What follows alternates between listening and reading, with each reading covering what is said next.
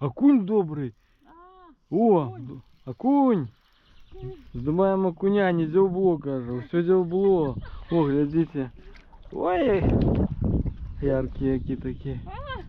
Яскраві зіходки окунь. Ой, бляха, як ми любимо гэтых вясновых окунёў.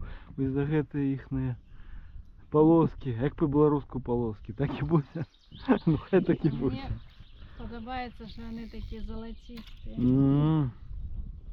А еще что они духмяные такие, их люди любят так нюхать. О, гляди, ледь. Ну, Засекся. я Так, думала, траву зацепила. так.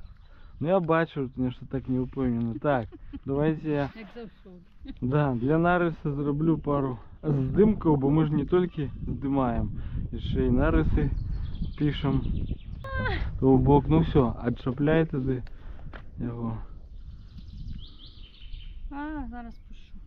Чекай. Ну, о, гэта, до речі, вже трохи буйніший.